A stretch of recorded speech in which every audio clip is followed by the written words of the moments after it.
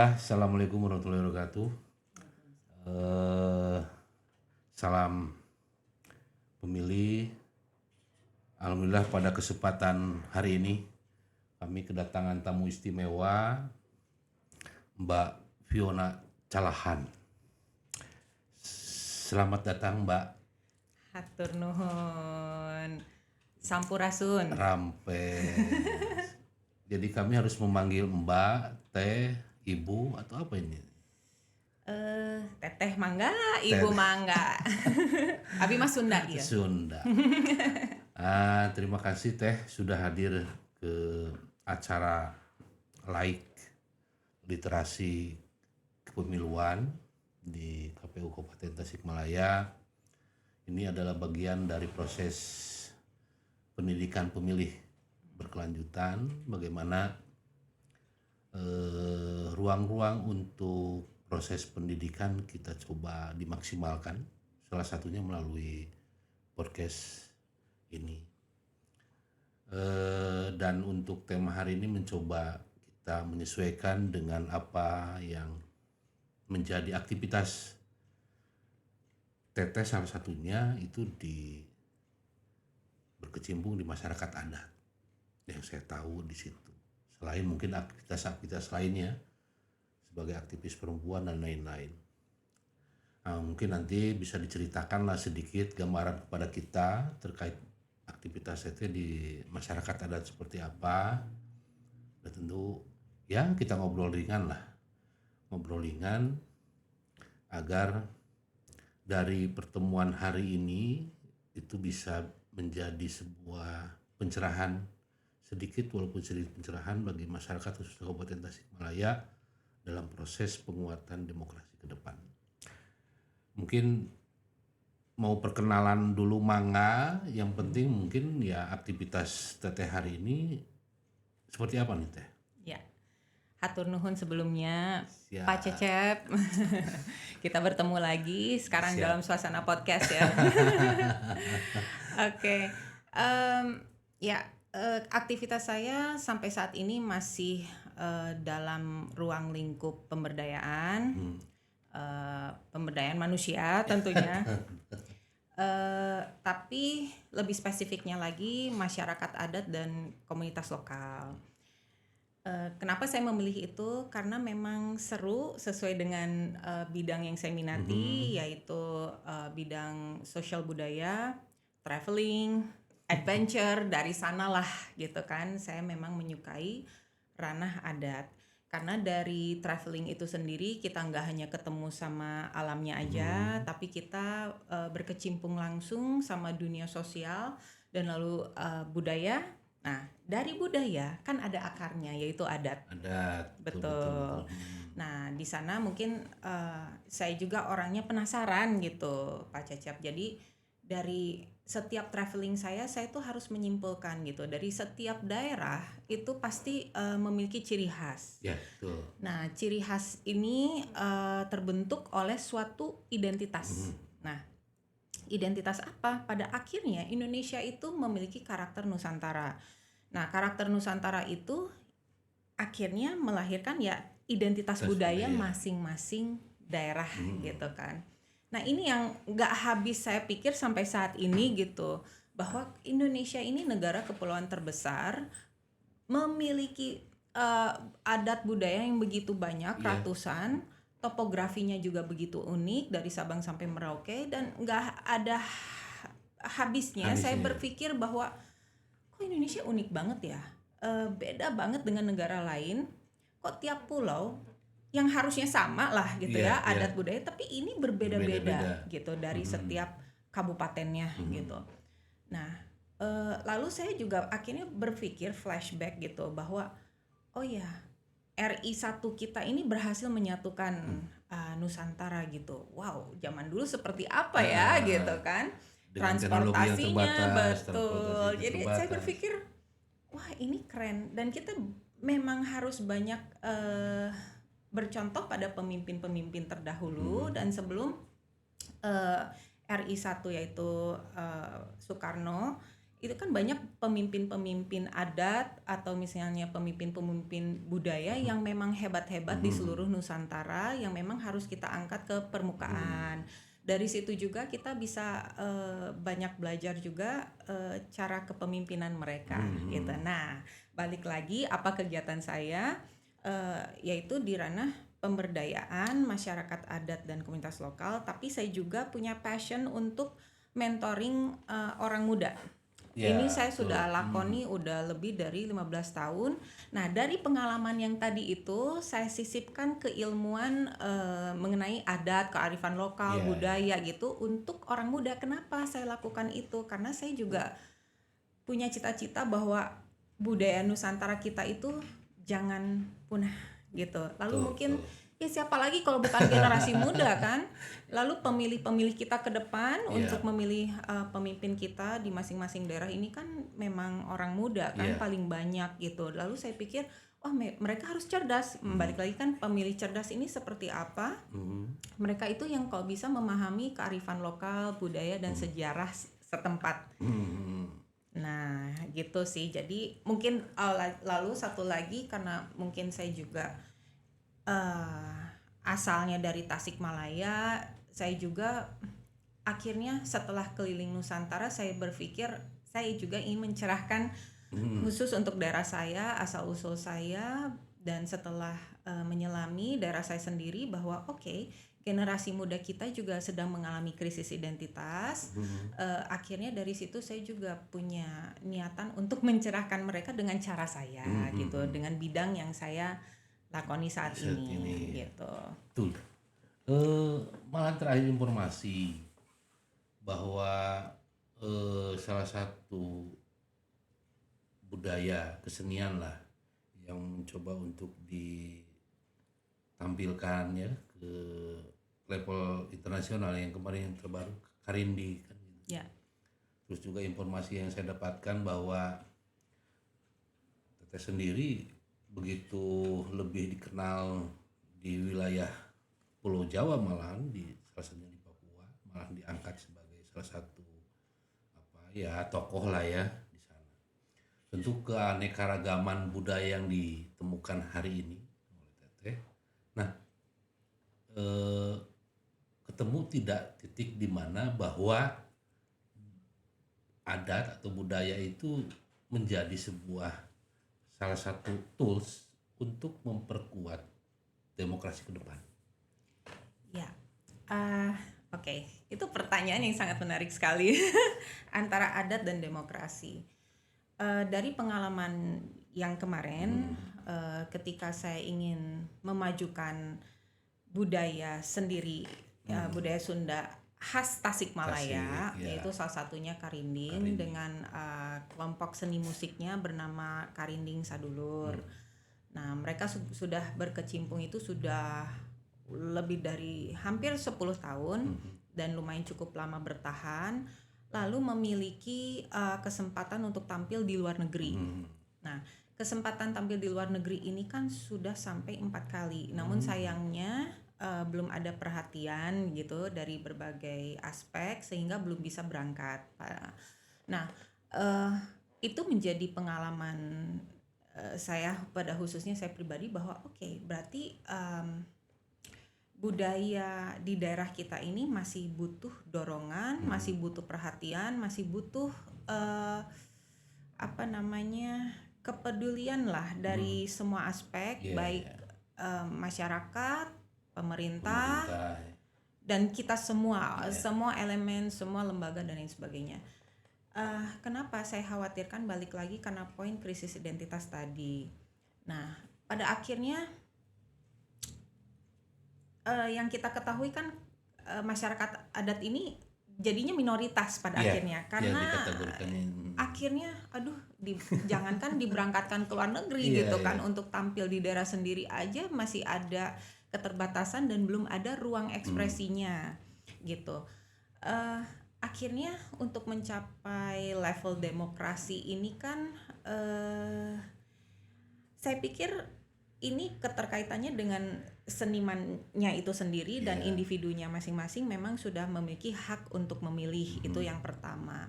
Namun sebagai masyarakat adat secara keseluruhan itu saya pikir mereka punya pengaruh juga karena kan mereka hidup dalam sebuah kelompok Iya. gitu kan, dan akhirnya setiap kepala adat gitu atau sesepuhnya mungkin atau punduh itu pasti memiliki daya pengaruh yang Kuat. besar dan kuat untuk memberdayakan keluarganya mungkin dan kelompoknya. Nah, sehingga level demokrasi itu saya pikir ada gitu.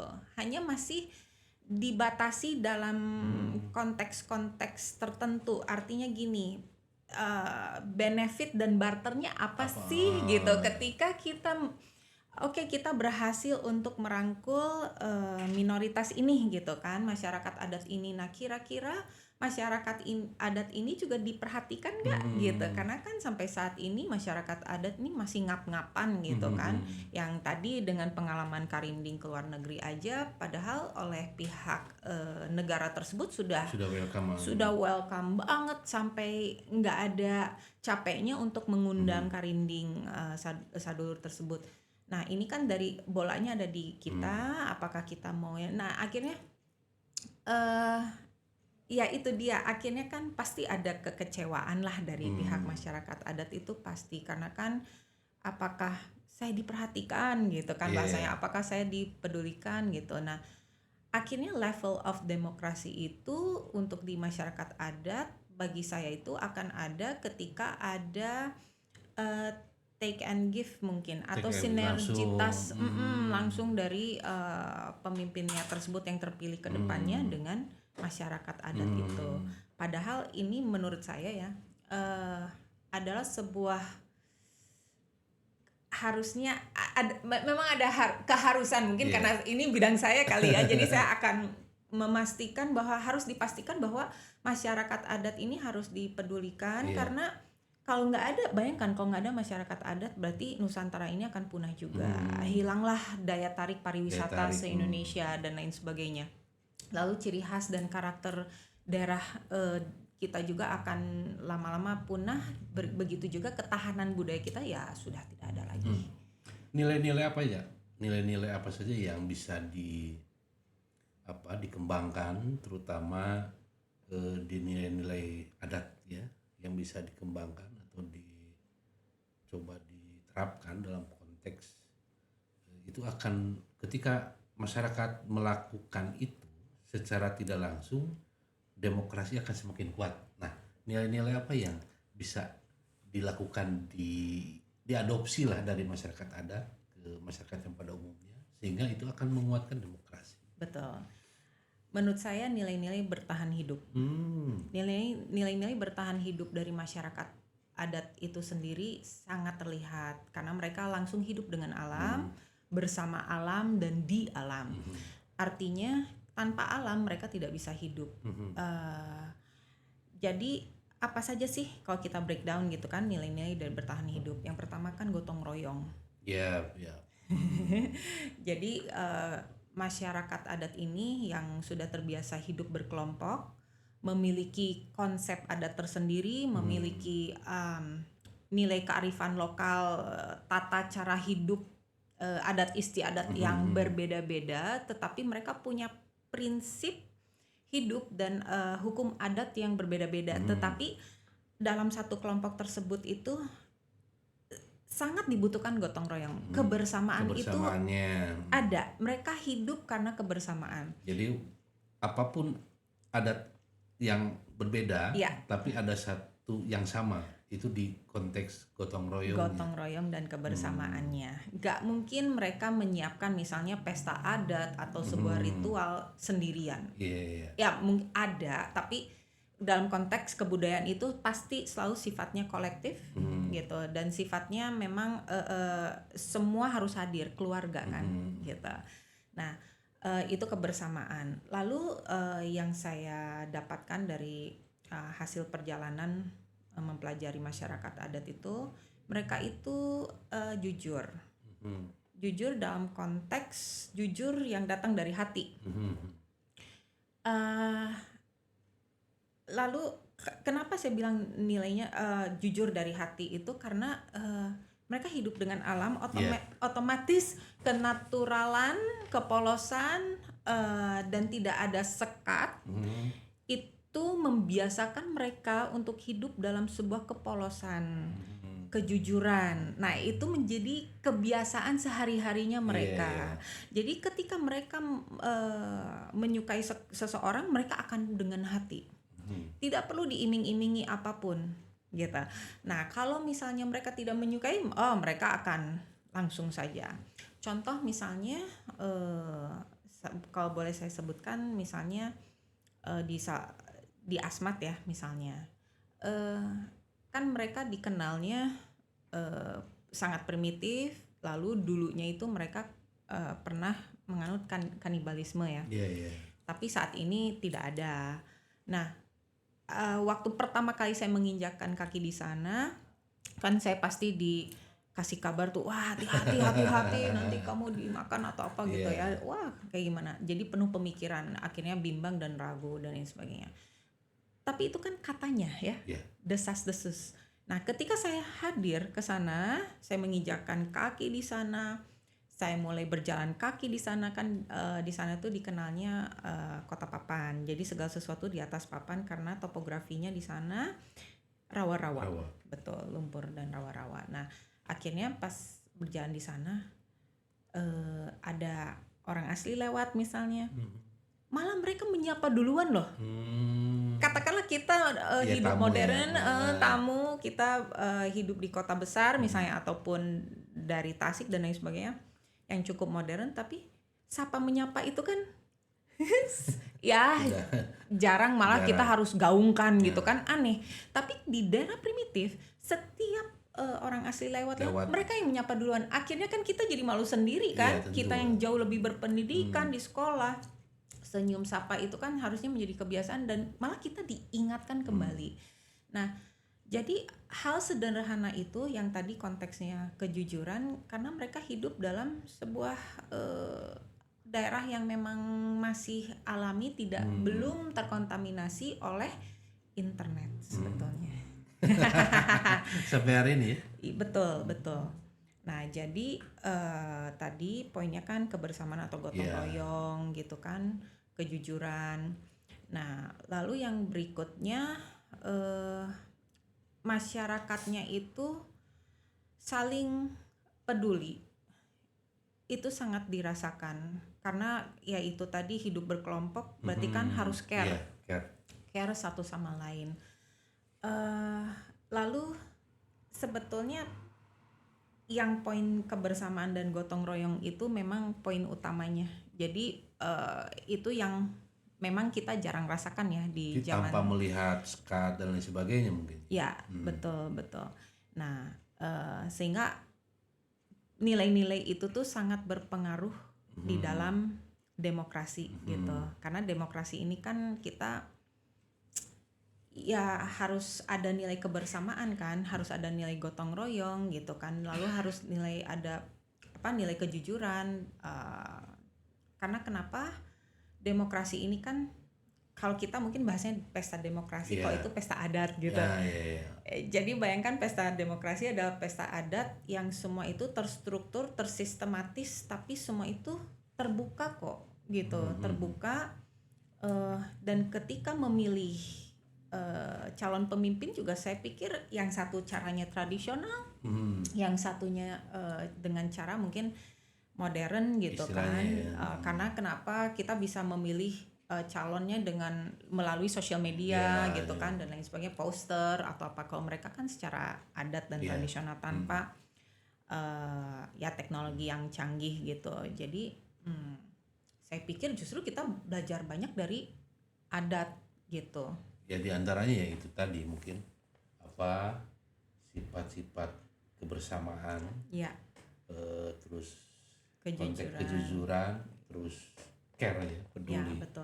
Kenapa konteks kejujuran itu ya? Karena kan ini akan berpengaruh dalam sistem pemilihan. Kan kita harus jujur.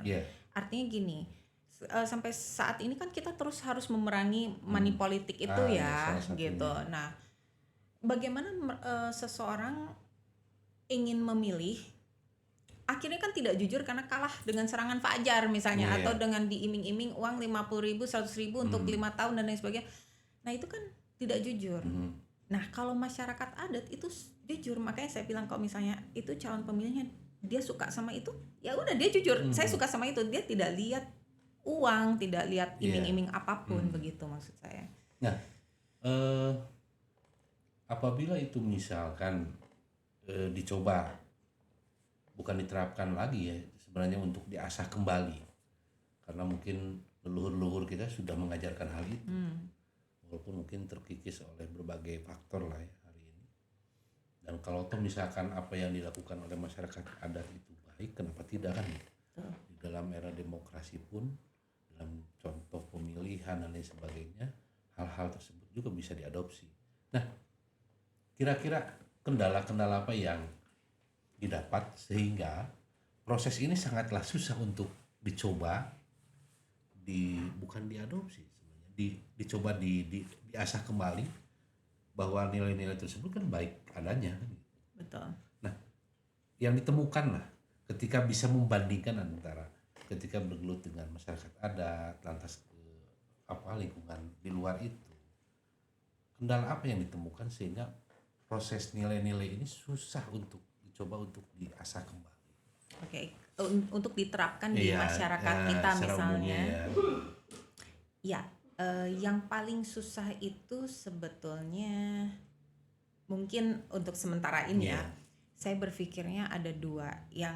Yang tadi mungkin nyambungnya poin masih berkelanjutan tuh, poin kejujuran itu sama poin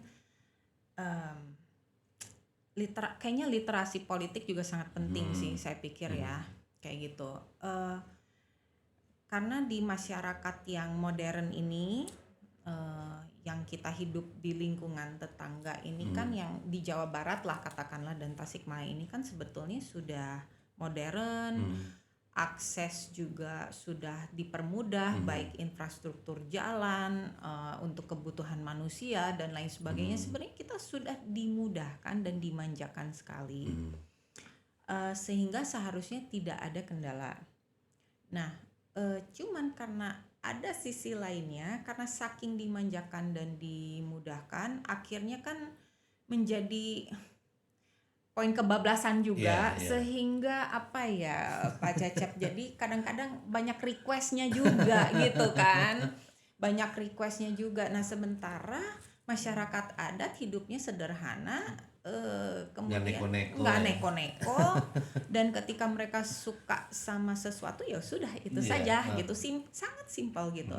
Nah akhirnya mungkin kendala-kendala ini mungkin juga yang menjadi, saya pikir ya, kendala utamanya ini karena kita diinvasi oleh internet. Kadang modernitas ini bagus tapi juga malah memundurkan pemikiran kita, gitu kan. Nah, internet ini karena kenapa? Banyak sekali informasi, pesan setiap detiknya kita serap, sehingga hoax dan kemudian berita-berita yang hanya yang penting naik saja gitu kan, tanpa aktualisasi ini sangat membahayakan juga sebetulnya, sehingga memicu cara berpikir kita, cara berpandang kita di masyarakat yang sudah bisa memegang gadget gitu. Nah, artinya kendala-kendala itu kan jatuhnya ke cara berpikir dan ya, mental kita. Yang dipikir benar kan belum tentu gitu, karena kan dia harus cross check dulu setiap berita yang ada gitu kan. Makanya kita harus bijak dalam memilih dan menggunakan sosial media gitu. Nah, akhirnya kendala yang paling besar menurut saya justru itu, sehingga menghambat kejujuran tadi, nilai-nilai adat tadi, nilai kejujuran. Lalu yang akhirnya kan ibaratnya gini, oke, kan tadi terlalu dimanjakan gitu kan, terlalu dimanjakan, akhirnya ada bargaining mungkin, oke, wani piro gitu kan, berapa nih. Nah akhirnya nyambungnya ke money politik dan lain sebagainya, disitulah mungkin ya. Tapi sebetulnya kalau kita cerdas, kita kembali ke ajaran leluhur kita, semua itu kan berangkat dari kemurnian. Nah sekarang kan banyak yang suka keluh kesah di sosial Sosial media, media. lalu mereka memaki-maki misalnya tokoh-tokoh politik di luar sana atau jabatan pemerintah siapapun dan lain sebagainya gitu kan, dengan mudahnya koar-koar atau memaki, tapi mereka juga lupa untuk berkaca dengan diri sendiri gitu kan. Nah, sehingga kualitas hidup masyarakat suatu daerah itu sebetulnya sangat dipengaruhi oleh mental dan cara berpikirnya dia gitu.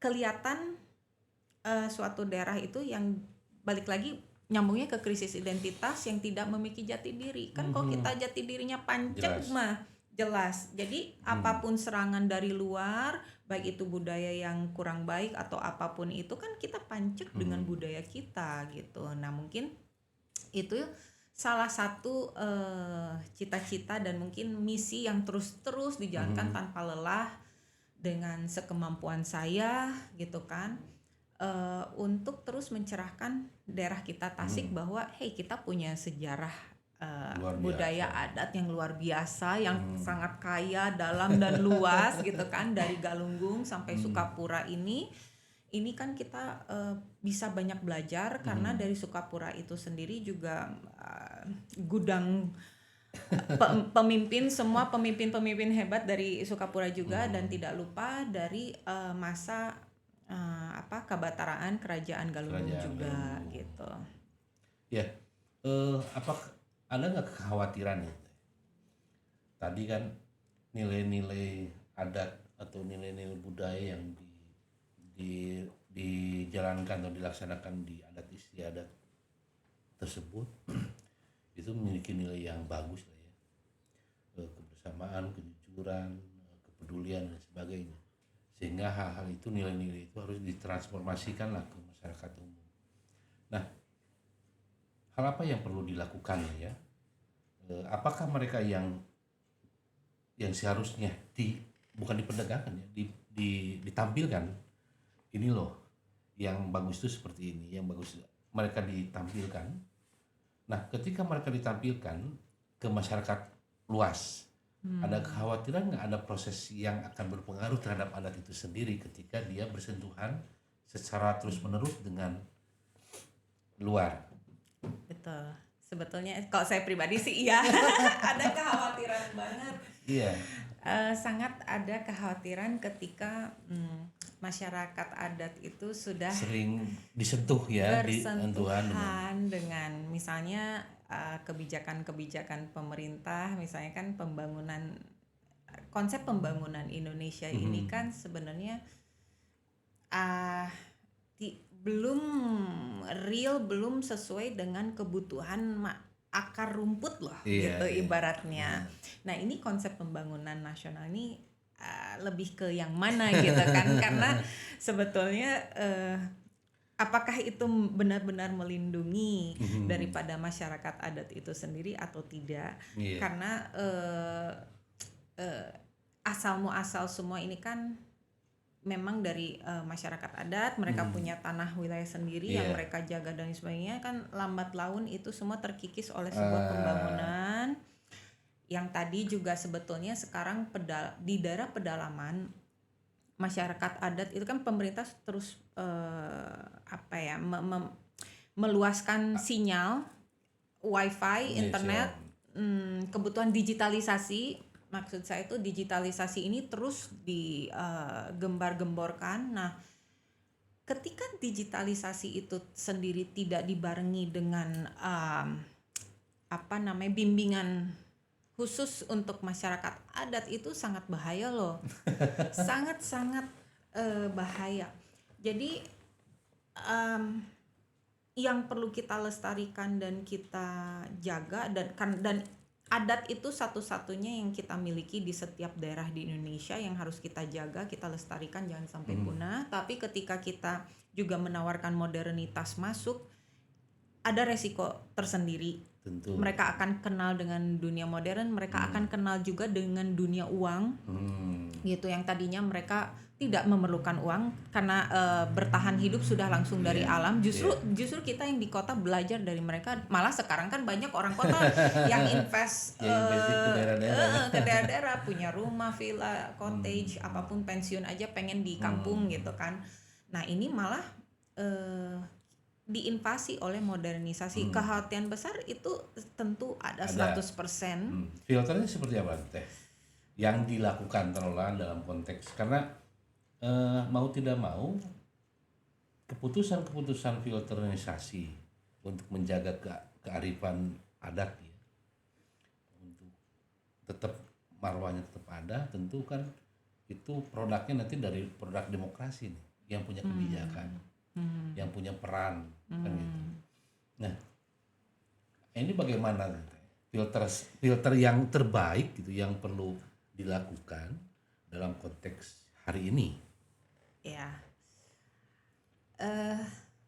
kemungkinan besar agar masyarakat adat tetap bisa bertahan di wilayahnya, mungkin harus dibentuk lembaga adat, karena sepertinya ini yang perlu saya telusuri lebih jauh dan pelajari lagi, bahwa lembaga adat ini kan belum merata di mana-mana. Ibaratnya gini, yang diakui pemerintah maksudnya. Ini tuh sebenarnya apa ya? 50-50 juga, karena kan masyarakat adat nggak perlu itu juga, karena kan mereka sudah hidup gitu kan. Cuman bagaimana caranya kita bisa melindungi mereka, melestarikan sampai ke depan. Nah, otomatis ini kan bersinergi lagi urusan pemerintah gitu kan. Nah akhirnya filterisasinya apakah mungkin digalakan dengan lembaga adat tersebut, atau memang ada ini memang tugas yang sangat sulit, karena kita juga katakanlah kita yang pecinta budaya adat juga harus terus meningkatkan kesadaran. Mungkin itu yang saya lakukan lah, mungkin saya sharing aja pengalaman saya gitu ya. Saya yang memang pecinta adat dan kebudayaan ini, akhirnya saya harus terjun langsung, ketemu dengan kepala adat, kepala suku dan lain sebagainya, semampu saya lagi, dan mensosialisasikan bahwa hey, ini lambat laun akan ada modernisasi loh. Mungkin filternya saya sendiri, dan bayangkan kalau ada banyak orang dan banyak elemen dan lain sebagainya. Berarti kan filter ini tidak cukup satu lah ya. Betul. Harus betul-betul tersosialisasi ke para pihak. Betul. Apalagi para pihak yang memiliki pemangku kebijakan. Betul. Karena mungkin siapa lagi yang bisa menyelamatkan itu kan gitu. Pada akhirnya kan adat ini sering berhubungan dengan dinas pariwisata dan juga pendidikan dan kebudayaan ataupun kehutanan biasanya. Nah disitulah dibutuhkan penguatan dan kerjasama lah, kolaborasi antara adat dan pemerintahan gitu. Karena kalau bukan pemerintahan ya siapa lagi juga, kecuali ada stakeholder luar lah gitu mungkin, atau misalnya contoh kayak saya atau siapapun atau komunitas yang memang peduli dengan masyarakat adat dan bantu. Regulasinya kan ada ya, itu terkait dengan menjaga istilahnya itu regulasi terkait adat nih. Itu memang sampai saat ini saya lagi terus pelajari dan mencoba terus kaji ya, karena untuk undang-undang masyarakat adat secara khusus kan memang belum ada, kecuali di daerah-daerah khusus gitu kan. Itu ada pemerintah provinsi misalnya ada mengatur tersendiri untuk peraturan secara khusus gitu. Tapi yang benar-benar spesifik itu belum untuk melindungi hak-haknya gitu. Berarti kan di dalam konteks daerah kali regulasi untuk itu sebenarnya peluangnya masih tetap ada agar ini tetap terjaga dengan baik. Ya. Betul.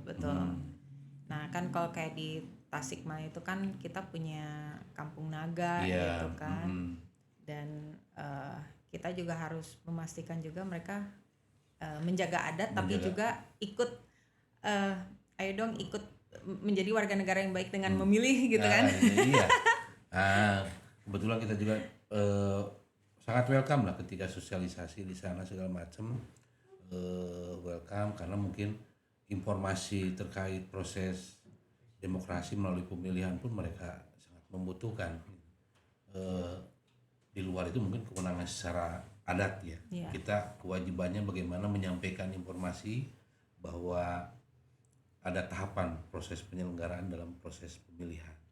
Jadi selain mengajak mereka untuk hadir, alhamdulillah berpartisipasi untuk hak pilih semacam itu menjadi kewenangannya. Adat kita juga tidak mau mengganggu ke wilayah terlalu dalam. Nah tentu ya tadi menarik sebenarnya nilai-nilai adat itu bisa diadopsi ya dalam konteks demokrasi terkait dengan tadi gotong royong, kejujuran, kepedulian. Tuh. Dan mungkin satu lagi, kalau demokrasi ini kan seberapa besarnya sih pengaruh atau kuatnya masyarakat adat terhadap demokrasi mungkin tergantung sebesar banyaknya komunitas adat tersebut gitu kan. Contoh mungkin Bali atau Papua itu kan itu masih terjaga baik gitu kan, Flores, masyarakat adatnya terjaga baik sehingga demokrasinya terasa itu langsung gitu. Nah tapi balik lagi yang kita misalnya daerah-daerah yang masih yang apa namanya aksesnya mudah dan lain sebagainya kan ini mau punah nih. Nah ini memang PR-nya di situ ya. Jadi yang betul. tentu yang infrastrukturnya lebih mudah, teknologinya lebih mudah masuk, tentu ini menjadi titik rawan. Betul. Dalam konteks menjaga adat. Betul. Nah, berarti hal apa yang perlu dilakukan lah terutama oleh kita sebagai masyarakat dalam konteks adat tetap terjaga, tetapi mereka pun juga tercerdaskan. Oke. Ini memang harus dibutuhkan integritas antara kita semua, semua stakeholder, semua elemen, semua unsur gitu kan. Karena balik lagi value-nya masyarakat adat ini sangat tinggi sebetulnya, karena di sanalah mereka itu menjadi penyeimbang alam sebetulnya. Bayangkan kalau masyarakat adat itu tidak ada, otomatis alam akan rusak. Contoh di wilayah kita gitu kan, daerah Galunggung ini dan lain sebagainya ya. Akhirnya menjadi tantangan tersendiri ya, baik untuk masyarakat adatnya, baik untuk kitanya, masyarakat adatnya dengan modernitas menjadi tantangan tersendiri. Aduh, akhirnya kayak menyerahkan diri deh. Aduh, ya udah saya ikut modern deh, kayaknya lebih mudah, lebih masuklah ke dalam sistem yang baru gitu kan. Tapi sebenarnya kalau mau dibilang fair, toh mereka udah fair kan, mereka menjaga adat, budaya, mereka juga menjadi warga negara Indonesia yang baik juga. Balik lagi ini dibutuhkan integritas dan sinergitas dari kita semua, baik dari sisi masyarakat, dari sisi pemerintah gitu, dan masyarakat adat. Jadi 3 hal tersebut itu saling mendukung. Belum lagi komunitas, dunia pendidikan juga sangat memberikan pengaruh kan, kayak misalnya universitas ataupun SMA. Jadi mereka itu juga ikut membantu menghidupkan sebetulnya masyarakat adat, karena ada pengajaran juga gitu yang didapatkan dari komunitas adat. Jadi harus kita bersama, maka mungkin pada akhirnya apa dong langkahnya gitu ya, kita memang harus meningkatkan kepedulian dan kesadaran ya, kesadaran masyarakat dulu mungkin gitu, dari masyarakat. Oh iya, kita punya kampung adat nih gitu kan, masyarakat yang perlu kita lindungi dan budaya yang perlu kita lestarikan, warisan leluhur yang memang harus kita jaga dan karena menurut saya mau nggak mau, karena kalau kita tidak jaga otomatis hilanglah jati diri kita, identitas kita begitu. Dan lalu hilanglah demokrasi kita pada akhirnya gitu kan, karena ini membingungkan kan, kedaulatan ada di rakyat dan lain sebagainya. Nah rakyat ini rakyat yang mana juga gitu kan. Nah lalu kalau kita mau perdalam lagi, masyarakat ini kan banyak pendatang, terus pernikahan campur dan lain sebagainya, sehingga kan masyarakat adat semakin menipis Nih. gitu kan, semakin sedikit gitu. Tapi balik lagi tergantung di wilayah Indonesia bagaimana juga gitu. Makanya mungkin untuk di wilayah kita mungkin budaya Sunda itu memang terus harus digalakkan dan muatan lokal itu sangat penting harus diadakan gitu. Karena memang nilai-nilai demokrasi ada kok di Ada ya? kearifan lokal sangat menyatu gitu dan hidup. Justru demokrasi ada karena adat gitu. Ada nggak pesan-pesan mereka sampaikan lah ya, pesan yang mereka sampaikan walaupun secara lisan tidak disampaikan, tetapi dari perilaku mereka, dari aktivitas mereka itu menjadi sebuah pesan yang perlu disampaikan ke khalayak luar. Dalam konteks misalkan salah satunya ya karena kami mungkin sebagai penyelenggara pemilihan, dari perjalanan Teteh lah selama ini yang berkecimpung dengan masyarakat adat, ada nggak pesan-pesan mereka terkait proses demokrasi melalui pemilihan yang disampaikan, harus cobalah begini, cobalah begitu misalnya? Ya. Satu tambahan nilai lagi, musyawarah. Mereka selalu memusyawarahkan apapun itu. Karena kan mereka punya rumah adat, ya. balai, Balai-balai. tempat berkumpulnya khusus gitu kan. Lalu disitulah mereka saling bertukar pendapat, memikirkan solusi, bermusyawarah untuk mencapai mufakat gitu kan. Nah, pesan-pesannya itu yang saya tangkap ya, ada yang secara lisan, ada yang secara saya alami sendiri, saya lihat langsung. Itu memang musyawarah. Jadi segala sesuatu dimusyawarah. Harus dimusyawarahkan karena begini, kayak misalnya contoh kita mau pilih pemimpin, karena kan sosok pemimpin itu sangat penting loh, sangat mempengaruhi kemajuan daerah, karakter daerah, ketahanan daerah dan lain sebagainya. Dan ketahanan daerah itu ada ketika ketahanan budaya ada. Nah, dan ketika adat ini diperhitungkan gitu kan, karena ada unsur-unsur yang sangat penting. Pancasila itu ada di adat sebetulnya. Gitu. Jadi musyawarah untuk memilih pemimpin yang baik itu dengan cara musyawarah. Karena kenapa? Adat itu balik lagi jujur.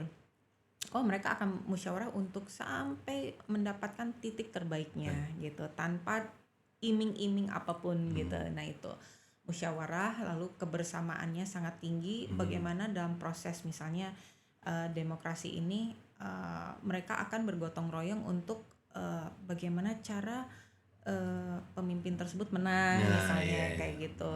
Lalu gotong royong lah mereka. Oke, apa yang dibutuhkan misalnya untuk bersosialisasi atau misalnya kampanye dan lain ada sebagainya. Pengorbanan di situ yang ada nilai-nilai pengorbanan. Tadi saya bilang mereka jujur dari hati. Jadi kalau misalnya mereka suka sama seseorang, mereka akan jor-joran. Itulah nilai adat yang sesungguhnya. Lalu poin-poin nilai-nilai misalnya keadilan ada gitu kan, kebenaran ada, apa adanya, dan yang paling penting ada ketulusan sih. Ketulusan itu dalam sebuah demokrasi itu mahal gitu, dan bagi adat itu sangat sangat prioritas dan penting ketulusan itu. Jadi tapi kalau masyarakat adat dibohongi, mereka akan sangat marah ibaratnya. Karena kan kalau mereka sudah percaya sudah selesai. Iya begitu. Jadi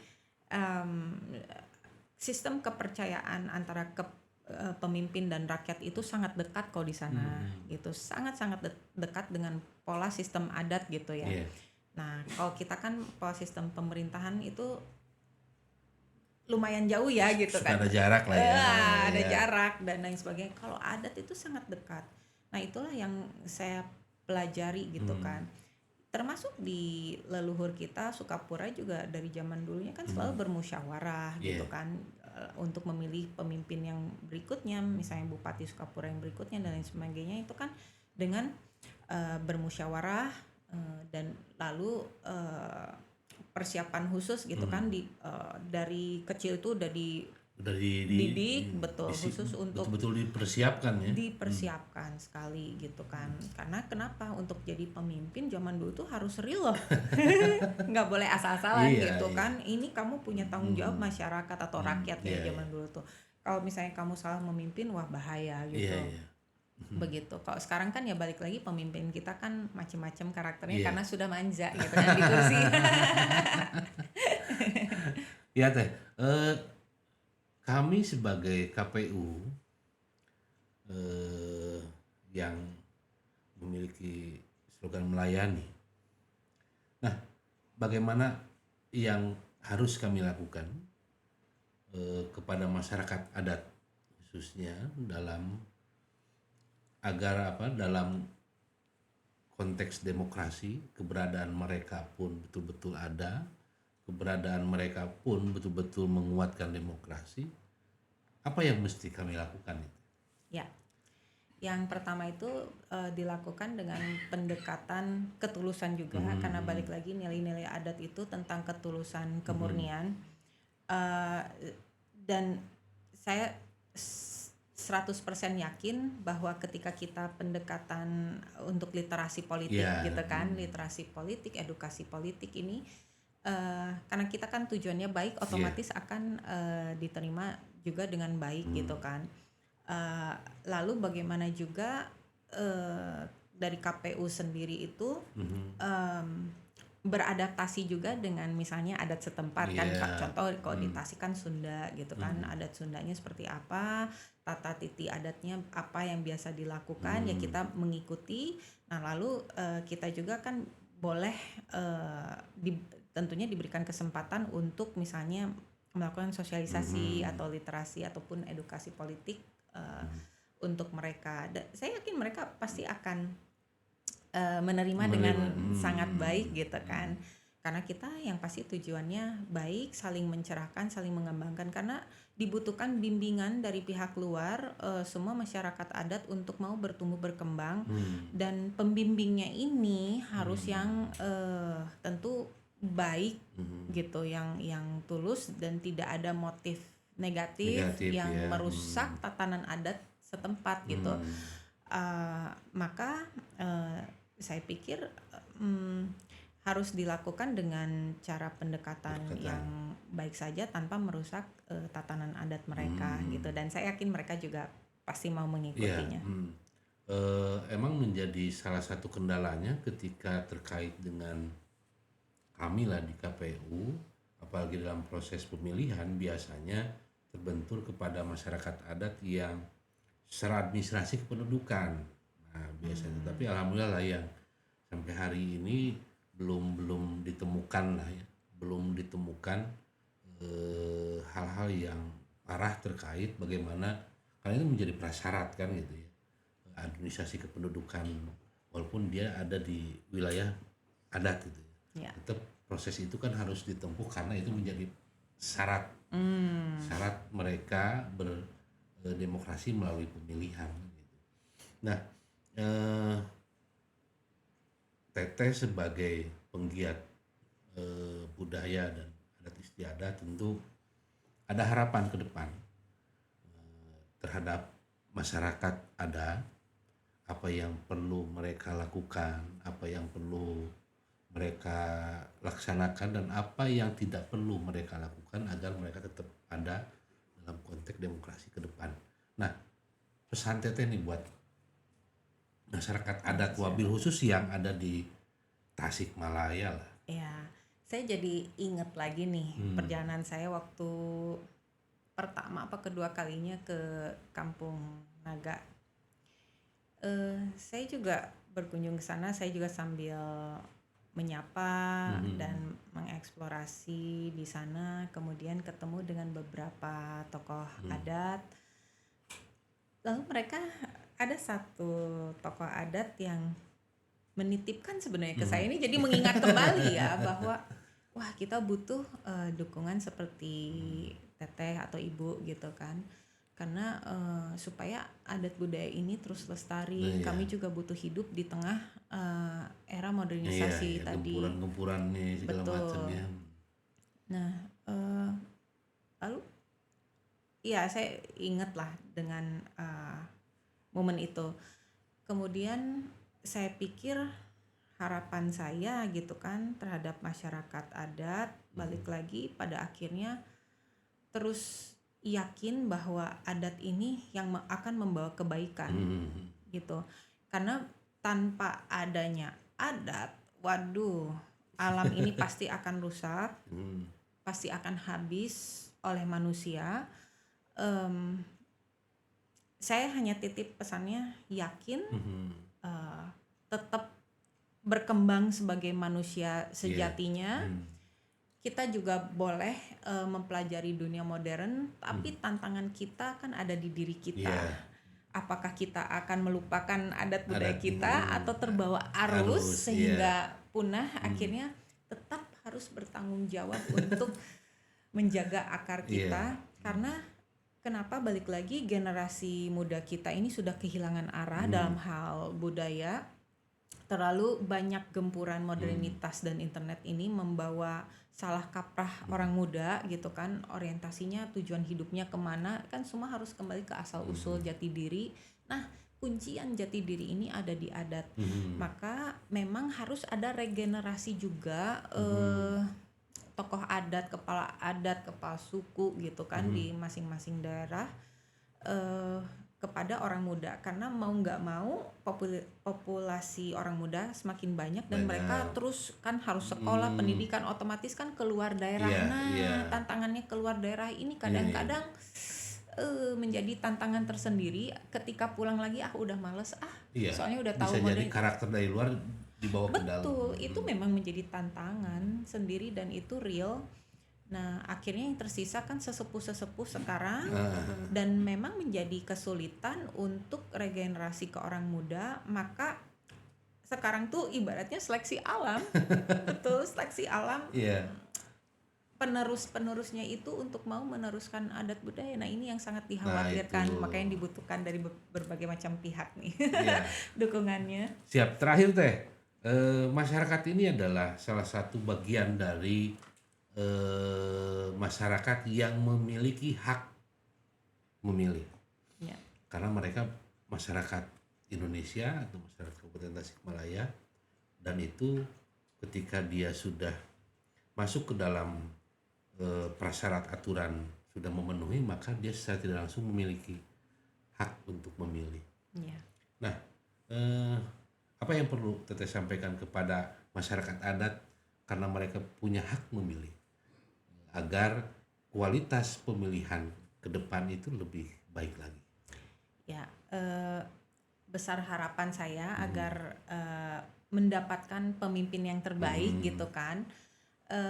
Justru masyarakat adat itu sendiri harus mau, jangan selalu menerima sosialisasi, tapi mereka sendiri juga harus memberikan sosialisasi kepada masyarakat luas juga, mengedukasi masyarakat luas loh, ini loh nilai-nilai kepemimpinan secara tradisional yang bisa diterapkan di pemerintahan saat ini gitu kan. Karena justru pemerintahan kita juga harus menghayati nilai-nilai adat dan budaya setempat kan gitu. Jadi justru masyarakat adat ini juga harus terus menggalakkan mensosialisasikan mungkin dari setiap kunjungan tamu ataupun dari setiap lembaga-lembaga ataupun instansi ataupun apapun bentuknya, itu selalu mengingatkan kepada mereka nilai-nilai kearifan lokal ini, tradisional ini sangat penting untuk menyumbang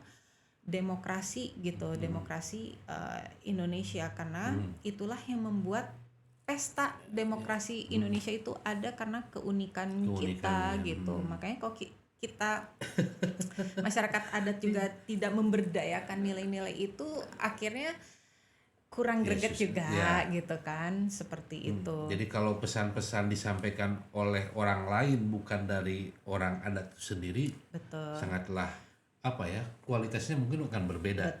Beda dengan apa yang mereka sampaikan secara langsung oleh masyarakat adat kan gitu. Betul, mungkin bisa dicontohkan oleh saya sendiri karena kan saya juga mau tidak mau harus melestarikan semampu saya Iya. warisan leluhur daripada Galunggung, Sukapura. Saya juga mungkin apa yang saya lakukan Iya. saat ini Bagian kan. adalah bagian dari itu. Saya juga kan suka dibilangnya sebagai juag juga, juag Sukapura, maka tatanan adat itu pun harus saya terus sosialisasikan karena kan saya punya maksudnya kami lah gitu kan, dan buyut-buyut saya ini kan seorang pemimpin yang memang besar di zamannya dan kemudian bisa diwariskan nilai-nilai kepemimpinan itu untuk pemimpin yang akan datang atau saat ini begitu. Jadi saya sendiri juga sedang mencoba untuk terus mensosialisasikan adat budaya. Dan semoga masyarakat adat secara umum dan semua instansi lembaga pemerintah, masyarakat apapun itu, ayo kita sama-sama jaga adat budaya karena tanpa mereka tidak akan adanya keseimbangan alam. Siap. Terima kasih Teh atas segala informasi dan pemikiran-pemikiran, ide-ide gagasan dan bertukar pengalaman lah minimal dari traveling adventure budaya yang dilakukan oleh Teh Fiona itu bisa menjadi pencerahan buat kami khususnya, pada umumnya buat masyarakat Kabupaten Tasikmalaya.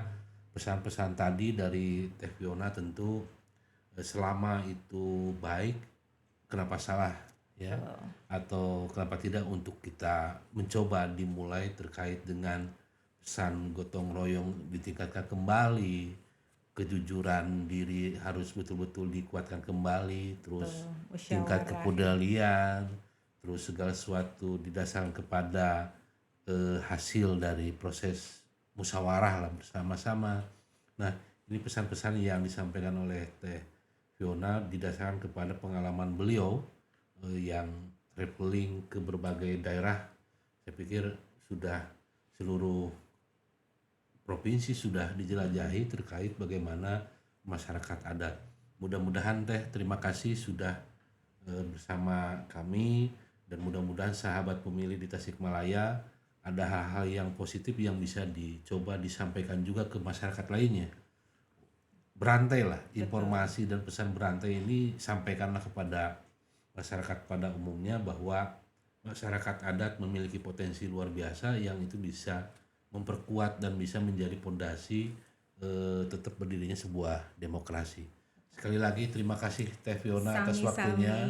Sukses selalu, sehat selalu, dan tentu dalam berjuang bagaimana melestarikan, membumikan budaya dan adat istiadat ini selalu ada dalam lindungan Tuhan Yang Maha Esa.